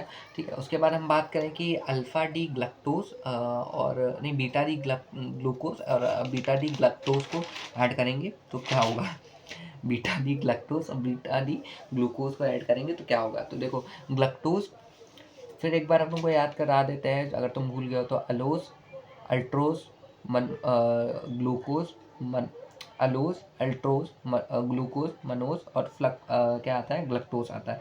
तो अगर हम सबसे पहले बात करें कि अलोज, अलोज में ऐसा होता है, चारों OH बाहर होते हैं। फिर उसके बाद तुम्हारा आता है अल्ट्रोज, अल्ट्रोज में एक अंदर आ जाता है, बाकी ये तीनों बाहर रहते हैं। फिर होता है, नहीं सॉरी, ये ऊपर रहता है, ये तीनों बाहर रहते हैं। फिर उसके बाद होता है तुम्हारा ग्लूकोज, ग्लूकोज में ये अंदर आ जाता है। फिर हो जाता है तुम्हारा मनोज, मनोज में ये दोनों अंदर हो जाते हैं। फिर ग्लक्टोज में आ जाता है, तो ग्लक्टोज में यो सिंबल बनता है, ये वाला। क्लियर है? तो अब तुम एक बात समझो, ये तुम्हारा क्या है, डी पूछा है ना, तो ये तुम्हारा क्या होगा, ये तुम्हारा होगा ग्लक्टोज। हाँ, ये तुम्हारा बीटा डी ग्लक्टोज हो गया, और ये तुम्हारा बीटा डी ग्लूकोज हो गया। ठीक है, अब तुम इसका स्ट्रक्चर बनाओगे तो ये नीचे होगा दो, ठीक है, ये तुम्हारा ये नीचे और एक ये ऊपर, ऐसे करके। ठीक है, तो अब तुम यहाँ पे तुम ये जब बनाओगे तो यहाँ पे OH होगा, यहाँ पे OH होगा। तो ये ऑक्सीजन और ऑक्सीजन तुम्हारे क्या बना लेंगे, ऑक्सीजन अपने ऑक्सीजन के साथ जल्दी जुड़ना चाहता है। क्यों? क्योंकि ऑक्सीजन हमेशा O2 में फॉर्म करता है, तो यहाँ पे वही होगा, यहाँ पे आके जुड़ जाएंगे। और तुम्हारा लैक्टोज का स्ट्रक्चर बना लेंगे, लैक्टोज का स्ट्रक्चर बना लेंगे। अब लैक्टोज में अगर तुम ध्यान से समझो तो लैक्टोज क्या होता है, C1 ग्लाइकोसिडिक होता है, रिड्यूसिंग शुगर होता है, और मिल्क शुगर भी बोले जाते हैं। देखो, लैक्टोज और माल्टोज इतना पूछा नहीं जाता, सबसे ज़्यादा जो पूछा जाता है वो तुम्हारा सुक्रोज पूछा जाता है। ठीक है, ये थोड़ा सा फिर से देख लेना, एक बार तो मैं और दे देता हूँ। ये अल्फा डी ग्लूकोज और ये अल्फा डी फ्रक्टोज से मिलके बने होते हैं, अल्फा डी ग्लूकोज और अल्फा डी फ्रक्टोज से मिलके बने होते हैं। यहाँ पे इसकी बॉन्ड टूट जाती है, और यहाँ पे एक चेन टूट जाती है, और ये 6 से 5 पे आ जाता है। ठीक है, C1 C2 ग्लाइकोसिडिक होता है, C1 ग्लाइकोसिडिक लिंकेज होता है, नॉन रिड्यूसिंग होता है, और ये because of anomer carbon sucrose होता है, कॉर्न शुगर होता है, डेक्स्ट्रोरोटेटी होता है, शुगर होता है, H2। अगर हम इसको फिर से सुक्रोज को H2O में डाल दें तो 50% रिड्यूस हो जाते हैं beta D glucose, beta D fructose में टूट जाएंगे 52%, 92%, -92%। इसका जो नेट रोटेशन आता है वो आ जाता है तुम्हारा -20। उसके बाद इन्वर्स शुगर हो जाता है। इन्वर्स शुगर के बाद अगर हम बात करें, इट इज लियो रोटेटरी होते हैं दोनों, और ये इन्वर्ट शुगर होता है। इन्वर्ट शुगर मतलब जो यहाँ पे ये मिक्सचर होते हैं इसके। ठीक है, ये सुक्रोज इज नॉट तुम्हारा इन्वर्ट शुगर। अब एक बार हम तुमको ओवरव्यू समरी दे दें कि अल्फा डी ग्लूकोज और अल्फा डी ग्लूकोज और beta D fructose, alpha D glucose और बीटा डी, हाँ सॉरी मैंने तुमको यहाँ पे गलत बोला था, अल्फा डी ग्लूकोज और बीटा डी फ्रक्टोज होता है। अल्फा डी ग्लूकोज और बीटा डी फ्रक्टोज जो होता है वो सुक्रोज फॉर्म करता है, non reducing. Alpha D glucose में क्या होता है, माल्टोज बन जाता है, जो कि होता है रिड्यूसिंग होता है। बस एक ही सुक्रोज ही याद कर लेना भाई, सुक्रोज ही रिड्यूसिंग होता है, बाकी ये तीनों रिड्यूसिंग नहीं होता है। इतना क्लियर हो गया तुम्हें मेरे हिसाब से। लैक्टोज बाकी बन जाता है, और ये तुम्हारी सी थोड़ी सी चेन होती है, अगर तुम इनको तीनों को ज्वाइन कर दोगे तो तुम्हारी C1 C2 C6 ऐसे करके बड़ी सी कार्बन चेन बनती चली जाती। हाँ जी, अब आगे बढ़ जाते हैं। अब देखो यहाँ पे एक बार फिर से मैं समरी समझा देता हूँ। जैसे अल्फा डी ग्लूकोज क्या होता है, C1 C2 C4 C1 C4 C1 C4 amylose बना लेता है। ठीक है, उसके बाद अगर बात करें C1 C4 C1 C6 C1, ये तुम्हारा एमाइलो पेप्टिन बना देता है, और ये दोनों साथ होते हैं। ठीक है, alpha D glucose C1 C2 C4 C1 C4 C1 C4 C1 C4 C1 C4, ये कराते कराते तो हमारा क्या बनाता है, ग्लाइकोज बना देता है, और यहाँ पे क्या बोलते हैं, ग्लाइकोजन बना देते हैं, और ये तुम्हारे क्या होते हैं, सारे पॉलीमर्स होते हैं। अब तुम्हारे चैप्टर में हम यहाँ तक ऑल ऑफ सडन आधे से ज़्यादा पार्ट ख़त्म कर चुके हैं। अब इससे थोड़ा सा जो तुम्हारा पार्ट है वो बाकी है, वो तुम्हारा ना थोड़ा थोड़ा रटने वाला पूरा। अब देखो, तो अभी तक का भी चैप्टर तुम्हारा कोई भी मतलब डीप एक्सप्लेनेशन वाला नहीं था, उसमें भी रटना ही रटना था, बट यहाँ से प्रॉपर चैप्टर रटने वाला आ चुका है। यार मैं टैग बर्नर की तरह क्यों बोल रहा हूँ। ठीक है, तो व्हाट इज अप गाइस, अब हम ख़त्म करने वाले हैं। बहुत चैप्टर इजी सा जो है, देखो मुझे पता है ये रिकॉर्डिंग तुम्हारी 1 घंटे की जा चली जाएगी, 1 घंटे से ऊपर जाएगी। बट यार एक चीज़ बता दूँ, 1 घंटे को तो तुम अगर तुम मेरे अपलोड किए हुए नोट्स बना लो और उसके बाद तुम मतलब इस पूरे लेक्चर को ना 2x पे भी देखोगे ना, तब भी तुम्हें समझ में आ जाएगा। तो मेरी सजेशन तो यही है कि अगर तुम 2x पे चाहो तो देख सकते हो, जो कि तुम्हारे पास हार्डली तुमको 20 मिनट लगेगा, नहीं आधा घंटा, और 40 मिनट पकड़ लेते हैं ना, तुम 40 मिनट में तुम ये लेक्चर ख़त्म कर सकते हो। तुम 40 मिनट में इतना लंबा चैप्टर तुम ख़त्म कर लोगे। आगे स्टार्ट करते हैं। जैसे तुम्हारे पास आ जाता है पॉलीसेक्राइड्स। पॉलीसेक्राइड्स क्या होता है, स्टार्च और H3 हाइड्रोलिसिस करा देते हैं तो एन अल्फा डी ग्लाइको रो नोस बना लेते हैं। यही तुम्हारे पॉलीसेक्राइड्स होते हैं। स्टार्च क्या होता है, स्टार्च को अगर हम 2 चीज़ों में बांटा जाता है, एक होता है अमाइलोज, एक होता है अमाइलोपेप्टीन्स। अमाइलोज क्या होता है 15 से 20% होते हैं स्टार्च में। स्टार्च में 15 से 20% क्या होता है, एमाइलोज होते हैं, और 80 to 85% क्या होता है, एमाइलोपेप्टीन होते हैं। H2O सॉल्यूबल होते हैं, वो H2O अनसॉल्यूबल होते हैं। कौन से, एमाइलोपेप्टीन। लीनियर स्ट्रक्चर होता है, इसमें क्रॉस लिंकेज स्ट्रक्चर होता है। लीनियर स्ट्रक्चर होता है किसमें, अमाइलोज में। अमाइलोपेप्टीन में क्या होता है, इस अमाइलोपेप्टीन में क्या होता है, अमाइलोपेप्टीन में होता है तुम्हारा क्या होता है, क्रॉस लिंकेज स्ट्रक्चर होता है। ठीक है, C1 C4 ग्लाइकोसिडिक लिंकेज होता है, C1 C4 and C1 C6 glycosidic linkage होता है। इसमें C1 C4 होता है, इसमें C1 C4 के साथ C1 C6 लिंकेज भी होता है। ये नॉन रिड्यूसिंग होता है, वो दोनों ही नॉन रिड्यूसिंग होते हैं, क्योंकि दोनों ही पार्ट है।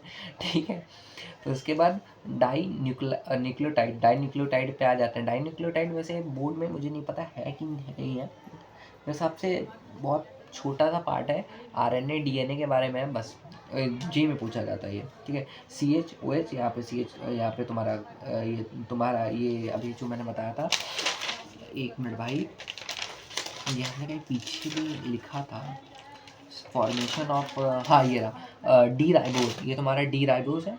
ठीक है, ये तुम्हारा डी राइबोस है। ये यहाँ पे तुम्हारा सेम, यहाँ पे CH2, ये डी राइबोस देखो यहाँ पे आ गया।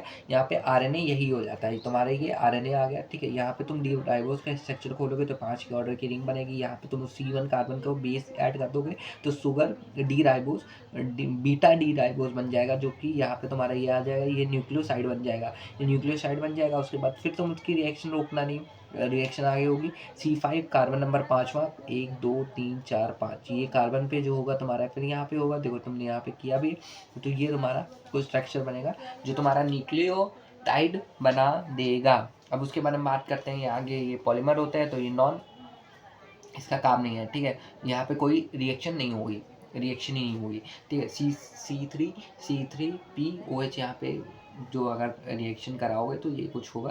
ठीक है, अब हम बात करते हैं शुगर और फोटोसेट। ठीक है, ये बेस होता है, शुगर बेस होता है, और यहाँ पे तुम्हारा C3 कार्बन में शुगर कार्बन बेस 1 से, C5 फोटोसेट से, C3 शुगर और बेस से ये तुम्हारा हो जाता है। C2H1H DNA होता है, C2H1OH तुम्हारा RNA होता है, H DNA है, HOH RNA है। ठीक है, न्यूक्लिक एसिड में बात करते हैं तो न्यूक्लिक एसिड के 2 टाइप आ जाते हैं, जिसको अभी हम यहाँ तक पढ़ रहे थे। वो था तुम्हारा RNA एंड DNA। DNA क्या था, DNA का स्ट्रक्चर तुम देख लेना, मैं लगा नहीं रहा हूँ क्योंकि मेरे पास एडिटर नहीं है। ठीक है, मेरे पास एडिटर क्या, मुझे ही एडिट करने पड़ेंगे, मैं कौन सा बहुत पढ़ाई कर पा रहा हूँ। ठीक है, तो एक चीज़ समझो कि DNA का स्ट्रक्चर तुमने अभी तक तो देख ही लिया होगा ना, ऐसे ऐसे ऐसे ऐसे ऐसे ऐसे ऐसे ऐसे DNA का स्ट्रक्चर होता है। RNA का स्ट्रक्चर भी सेम ही होता है, मैंने कभी देखा नहीं है, बस hope so.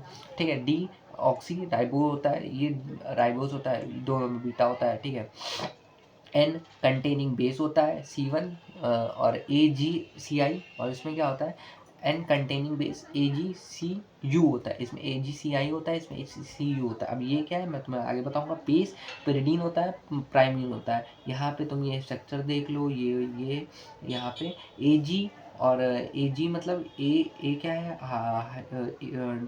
Delta plus delta, और ये NH2CO, यहाँ पे C ज़ीरो होता है और यहाँ पे NH2 होता है, यहाँ पे CO होता है, CO एंड मिथाइल होता है। ये तुम्हारा कुछ कुछ स्ट्रक्चर है, ये अमाइन का है, एडाइन का है, ये ग्लाइकन का है, ये ए है, ये जी है। अब तुम यही तुम्हारा ए और तुम्हारा जी है, ठीक है। ये तुम्हारा पूरा स्ट्रक्चर होगा जो कि तुम खुद देख लेना। अब तो मैं BTS पॉइंट्स बता देता हूँ जो कि तुम्हारा बाबा का ज्ञान जिसको हम लोग बोलते हैं बाबा जी का ज्ञान। यहाँ पे ओ डबल बॉन्ड ओ और सिंगल बॉन्ड NH2 है तो ये कार्बन होता है, ठीक है। उसके बाद डबल बॉन्ड है तो यहाँ पे C होता है। देखो ये C अभी तुमने पढ़ा था ना, तो वो C होता है, ठीक है। फिर यहाँ पे T जो तुम पूछ रहे थे था, ये मिथाइल होता है, डबल बॉन्ड ऑक्सीजन, और यहाँ पे U होता है। तो T यहाँ पे देखो ये U है, U तुम्हारा ये क्या है, तुम्हारा डबल बॉन्ड ऑक्सीजन हो गया। फिर difference between DNA and RNA। DNA में क्या होता है, तुम सिंपल समझ लो कि यहाँ पे G से C पे कार्बन जाता है और GC तुमने उसमें सुना है, GC वो था, तुमने कुछ छिछोरे देखी हो किसी में, तो GC शायद GC था या कुछ होता था ना, गेम जो होता था उसको GC बोलते थे। तो देखो GC पे जाता है कार्बन और I से A पे आता है, तो ये तुम्हारा ग्लूकोज का हो गया। और जिसमें G से C पे जाता है DNA में क्या ATGC, ये तुम्हारे कार्बन की वो है कि मतलब कौन कौन से यहाँ पे लगे होते हैं, तो ATGC TAGTCA ये तुम्हारा हो गया, ठीक है। अब RNA में क्या होता है, AGCU होता है, तो UACGAUCAGU,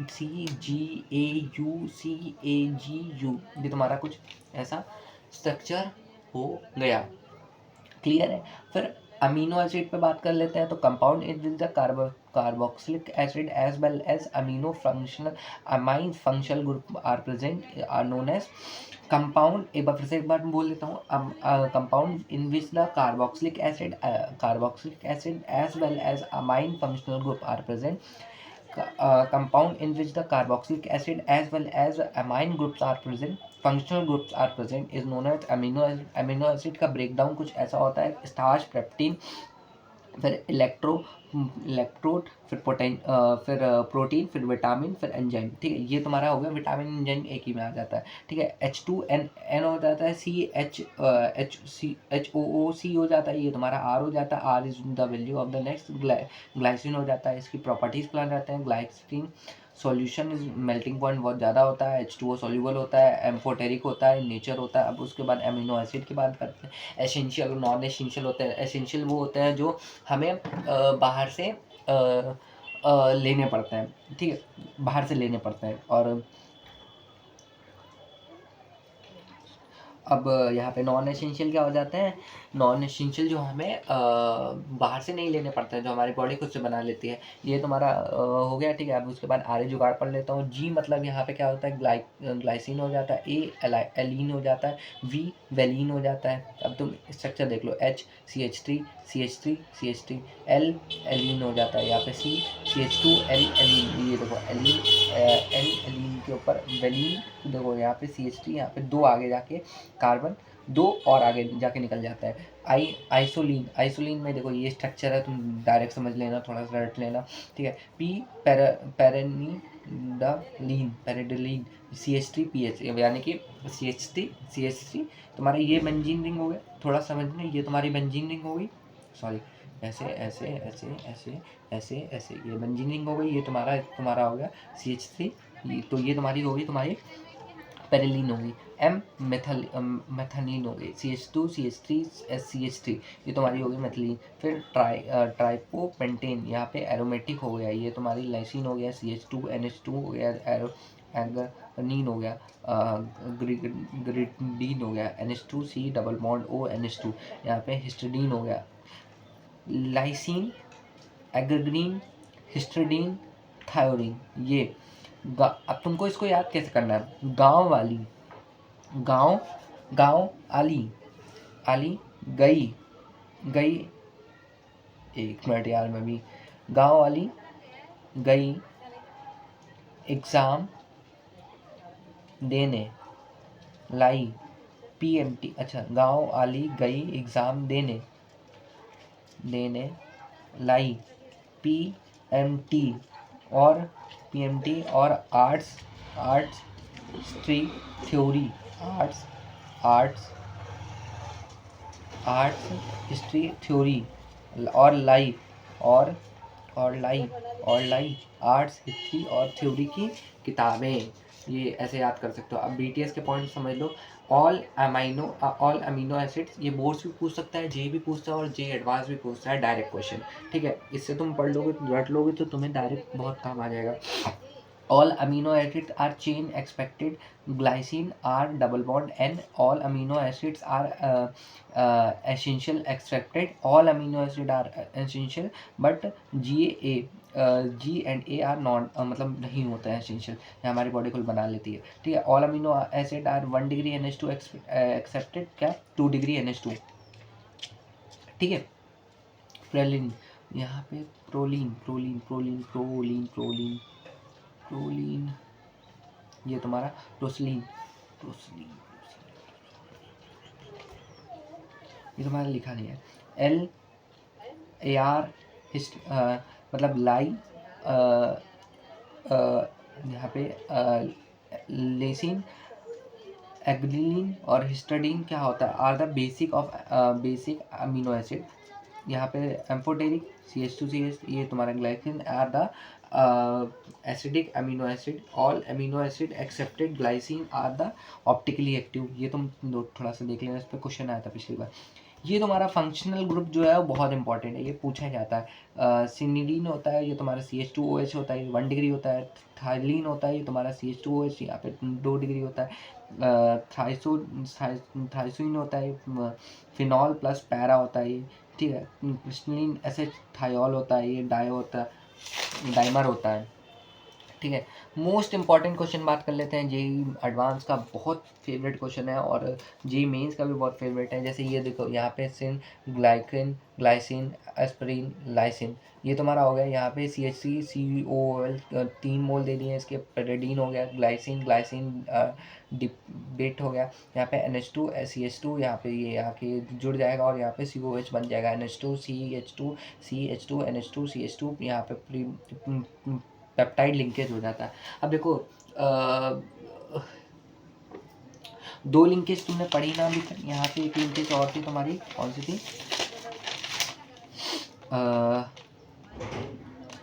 ग्लाइकोसिडिक लिंकेज और पेप्टाइड लिंकेज। ग्लाइकोसिडिक लिंकेज और पेप्टाइड लिंकेज, ये 2 टॉपिक एकदम एंड में हम तुमको बताएंगे। फिर उसके बाद ग्लाइसिन एल्कीन होता है, यहाँ पे डिपीट होता है, यहाँ पे GGAA GAAG, ये तुम्हारा हो गया। यहाँ पे ट्रिपेड होता है, यहाँ पे। अब हम इतना खत्म करने के बाद हम आ चुके हैं प्रोटीन पे।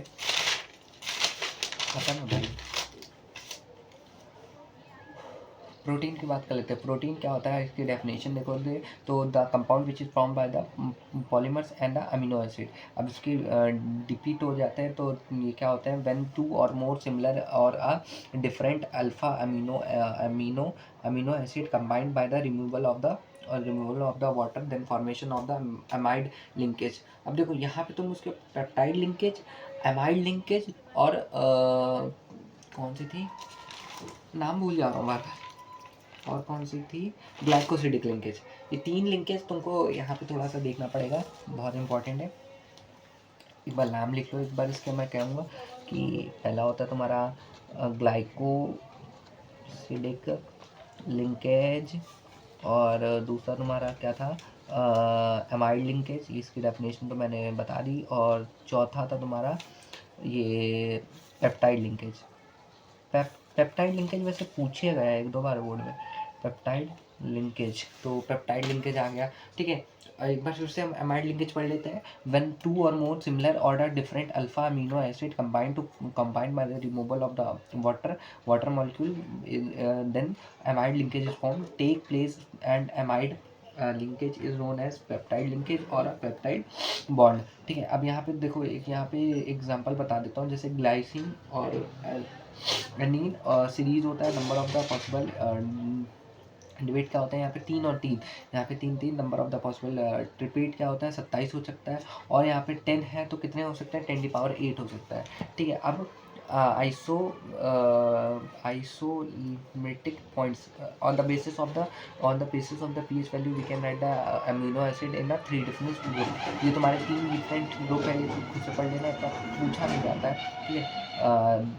H1 H2 calculate the isomeric points, ये तुम्हारा होगा, ये बोर्ड के लिए बहुत इंपॉर्टेंट नहीं है, पूछा भी नहीं जाएगा कभी, ठीक है। टाइप्स ऑफ प्रोटीन के बात करते हैं on the basis of their structure कहते हैं, दो तरीके होते हैं, फेवुलर और फाइब्रस और ग्लोबुलर प्रोटीन।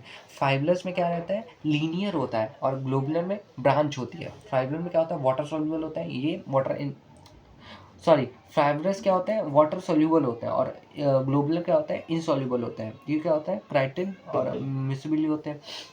इसके बाद हम बात कर लें स्ट्रक्चर की, तो ये इनके स्ट्रक्चर कुछ ऐसे होते हैं, प्राइमरी, सेकेंडरी, टर्सरी एंड ऑक्टेनरी। तो प्राइमरी एक सेम लाइन, प्राइम और सेकेंडरी मतलब ऐसे ऐसे ऐसे।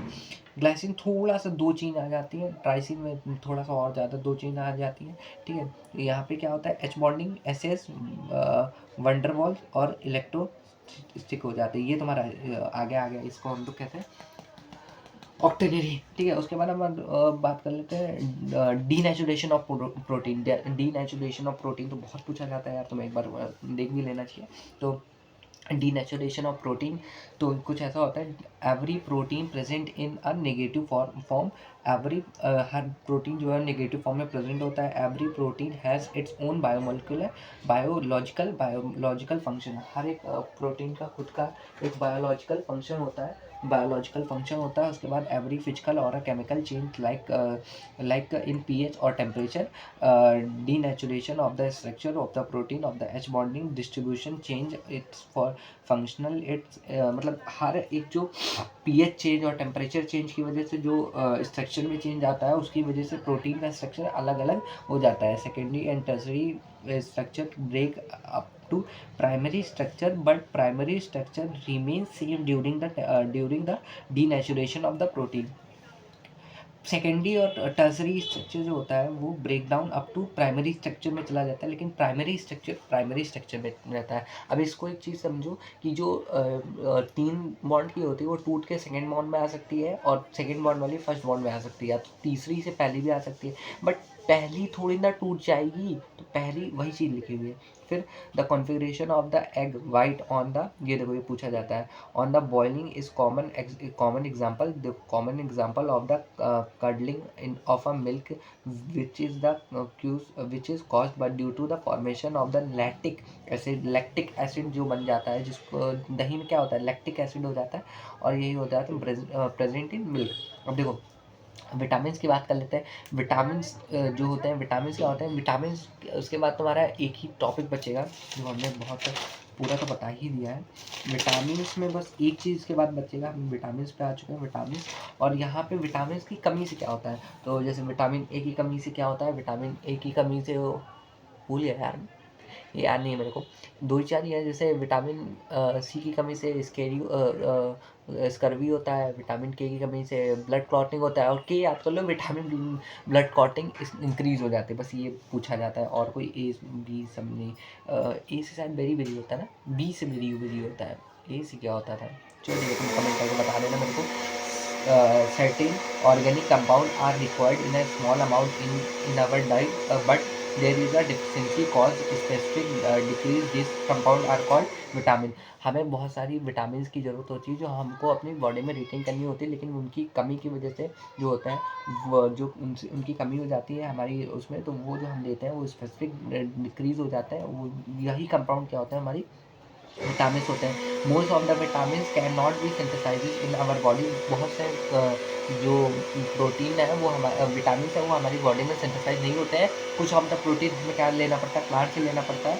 Almost of them so certain of initial food factor, यही हमारे इनिशियल फूड फैक्टर होता है। Organic compound required in a diet in a small amount to be perform specific biological function और non for the normal maintenance of the optimum growth of the health. यार देखो यहाँ पे simple का यही reason है कि वो हम जो बाहर से जो लेते हैं, जो प्लांट से लेते हैं, हमारी मेंटेनेंस के लिए, हमारी बॉडी की ग्रोथ के लिए, हमारी बॉडी के लिए सिंथेसाइजेस के लिए, वही हमारा क्या होता है, अमीनो हमारा होता है, विटामिन्स होता है और ये फैट सॉल्युबल होता है और वाटर सॉल्युबल होता है। बस आज के लिए इतना, चैप्टर खत्म भाई। तुम्हें वीडियो अच्छी लगी तो लाइक करो, चैनल पे नए हो तो सब्सक्राइब करो। और भाई तुम्हें सारे लेक्चर और मिल जाएंगे, इसका बस एक ही टॉपिक बाकी है, उसमें केस से क्या होता है बस वो पढ़ लेना, तुम एक बार देख लेना। वो जो कि तुम्हें गूगल पे मिल जाएगा, इंस्टाग्राम में मिल जाएगा, हर जगह मिल जाएगा। और नहीं मिलेगा तो बता देना, तुम कमेंट कर देना, वो भी मैं बता दूंगा। Thank you. और भाई इसी तरह मतलब मेरे चैनल पे जुड़े रहे।